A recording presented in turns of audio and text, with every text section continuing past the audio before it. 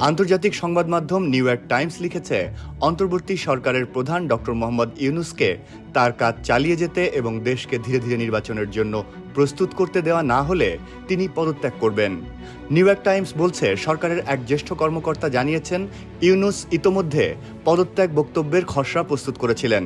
তবে তার উপদেষ্টারা তাকে পদত্যাগ না করার অনুরোধ করেন, কারণ এতে দেশে নতুন করে অস্থিরতা ছড়িয়ে পড়ার আশঙ্কা তৈরি হতে পারে।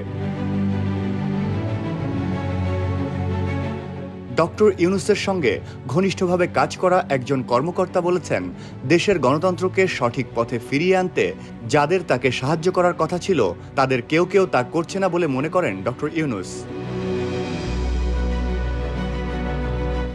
প্রধান উপদেষ্টা এর আগে বলেছিলেন, ২০২৬ সালের জুন নাগাদ একটি গ্রহণযোগ্য নির্বাচন আয়োজন সম্ভব হতে পারে। তবে বিএনপি দ্রুত নির্বাচন দাবি করছে। শেখ হাসিনার দল আওয়ামী লীগ ইতোমধ্যে নিষিদ্ধ হওয়ায় কার্যত বড় রাজনৈতিক প্রতিপক্ষ এখন আর নেই।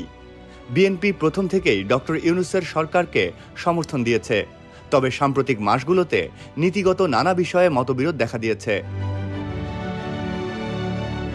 এনসিপির আহ্বায়ক নাহিদ ইসলামের বরাত দিয়ে প্রতিবেদনে উল্লেখ করা হয়, নাহিদ অধ্যাপক ইউনূসকে পদত্যাগ না করতে অনুরোধ জানিয়েছেন। নাহিদ জানান, বিভিন্ন গোষ্ঠী ইচ্ছাকৃতভাবে অস্থিতিশীলতা ও বিশৃঙ্খলা তৈরি করছে এবং সরকারের ওপর চাপ সৃষ্টি করছে। এ পরিস্থিতিতে অধ্যাপক ইউনূস মনে করছেন, তার পক্ষে কার্যকরভাবে দায়িত্ব পালন করা আর সম্ভব নয়।